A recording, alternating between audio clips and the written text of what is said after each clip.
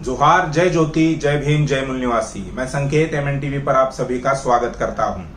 2020 अक्टूबर 2020 में बिहार विधानसभा के चुनाव होने वाले हैं और इसकी तैयारियां सभी राजनीतिक दलों ने शुरू कर दी है। 7 जून से ये तैयारियां शुरू हुई।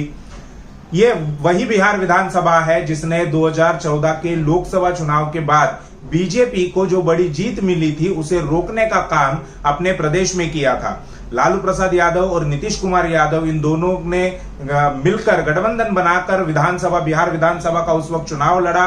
वो जीत गए, उनकी सरकार बन गई। लेकिन बीजेपी ने अपनी गंदी राजनीति करके उनकी सरकार को गिरा दिया। फिर नीतीश कुमार के साथ गठबंधन बनाया, अपनी सरकार बना ली और लालू प्रसाद यादव जी को उन्होंने जेल में भेज दिया।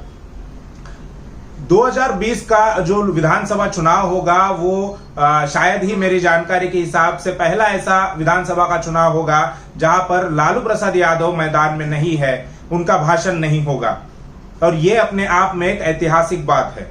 जिस प्रकार से अलग अलग राजनीतिक पार्टियों ने इस विधानसभा चुनाव की तैयारियां शुरू कर दी है, वैसे ही राज्य निर्वाचन आयोग ने भी इसकी तैयारियां अपने स्तर पर शुरू कर दी है।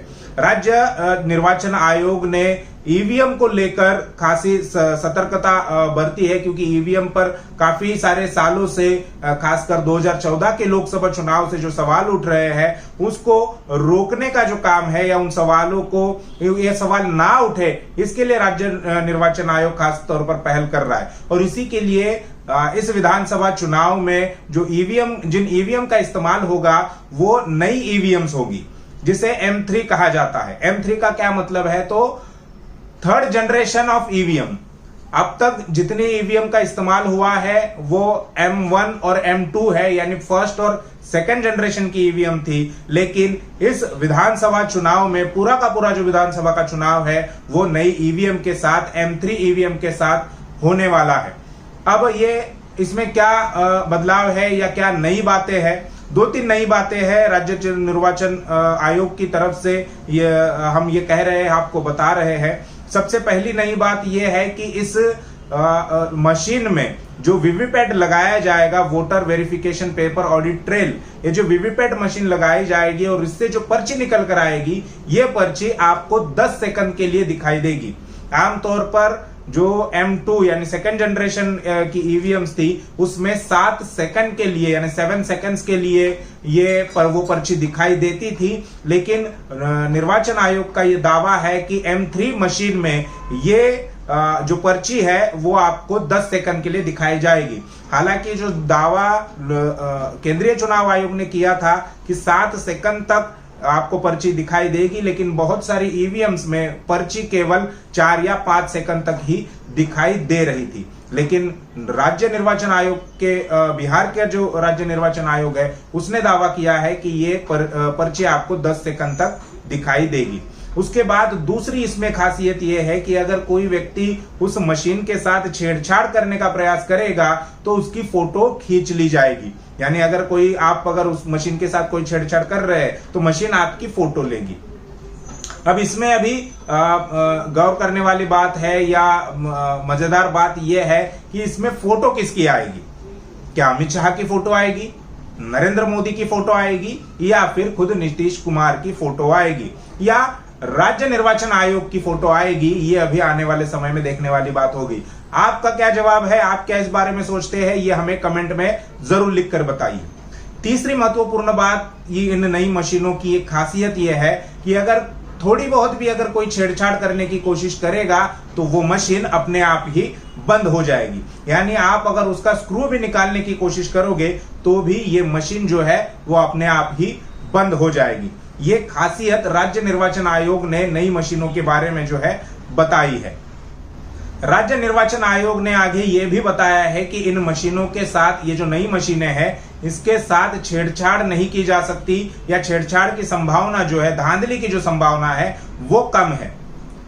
इसी बात पर तंज कसते हुए बहुजन मुक्ति पार्टी ने अपने ट्विटर हैंडल पर ये तंज कसा है, ये लिखा है कि अगर इन नए मशीनों में छेड़छाड़ नहीं की जा सकती या इसमें धांधली की संभावना कम है या धांधली नहीं हो सकती, तो इसका मतलब यह है कि पुरानी मशीनों में धांधली की जा सकती थी, पुरानी मशीनों में छेड़छाड़ की जा सकती थी। अब ये जो दावा राज्य निर्वाचन आयोग ने किया है कि ये नई मशीनें हैं, तो क्या सच में ये नई मशीनें हैं, इनका पहले इस्तेमाल नहीं किया है?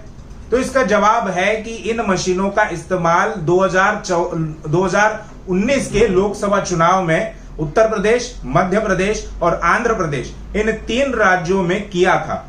और इन्हीं 3 राज्यों से ये मशीनें अभी राज्य चुनाव आयोग बिहार लाने की जो प्रक्रिया है वो राज्य चुनाव आयोग ने, राज्य निर्वाचन आयोग ने शुरू कर दी है। तो इसका मतलब ये पहली बार इन मशीनों का इस्तेमाल हुआ है, ये कहना सही नहीं है। रही बात इन मशीनों के साथ छेड़छाड़ ना होने की, तो जब 2019 के लोकसभा चुनाव में इन उत्तर प्रदेश में इन मशीनों का इस्तेमाल हुआ, उसके बाद मायावती, जो कि बहुजन समाज पार्टी की राष्ट्रीय अध्यक्ष है, सुप्रीमो है, उन्होंने इन मशीनों पर धांधली का आरोप लगाया था। और इसमें यह भी आरोप उन्होंने लगाया था कि बीजेपी ने यह धांधली की है। यानी ये जो नई मशीनें हैं उन पर जो निर्वाचन आयोग का कहना है कि धांधली की संभावना नहीं है या कम है या धांधली नहीं हो सकती, तो ये वाद भी गलत है। बीएसपी सुप्रीमो ने ये भी दावा किया, ये भी आरोप लगाया कि हम आवाज ना उठाए ईवीएम के बारे में या ईवीएम के विरोध में हम ना बोले, इसके लिए बीजेपी ने ही खुद हमें कुछ सीटें दी है ताकि हम आवाज ना उठाए, ताकि हम ईवीएम का विरोध ना करें। यह भी उन्होंने उस वक्त आरोप लगाया था।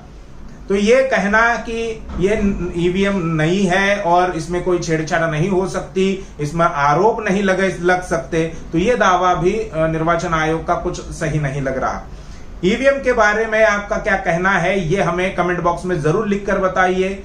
और एक और चर्चा सोशल मीडिया में हो रही है कि ईवीएम जो है उस पर कई सारे लोग एक ही बटन दबाएंगे, सैकड़ों हजारों लोग एक ही बटन दबाएंगे, और कोरोना महामारी का जो माहौल चल रहा है, जो दौर चल रहा है, इसमें हो सकता है कि कोई कोरोना पॉजिटिव व्यक्ति आए, वो उस मशीन का बटन दबाए, उसके बाद अन्य लोग उस मशीन का बटन दबाए, तो हो सकता है कि अन्य लोगों को भी ये संक्रमण का खतरा हो सकता है। इसीलिए सोशल मीडिया पर लोगों का कहना है कि बैलेट पेपर पर वोटिंग ली जाए, बैलेट पेपर पर ये चुनाव किया जाए, ताकि कोरोना वायरस फैलने का जो खतरा है वो नहीं होगा। क्योंकि ये सामने आया है और कई सारे रिपोर्ट्स भी इसमें आए हैं कि कागज से कोरोना वायरस नहीं फैलता, इसलिए सोशल मीडिया पर लोगों का कहना है कि कागज पर वोटिंग ले, इससे निष्पक्षता भी होगी और साथ साथ कोरोना संक्रमण को जो फैलने का जो धोखा या संभावना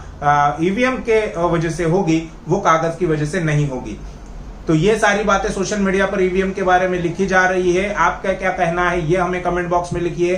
क्या आप ईवीएम से वोट करना चाहेंगे या आप बैलेट पेपर से वोट करना चाहेंगे, ये हमें कमेंट बॉक्स में जरूर लिखकर बताइए। शुक्रिया।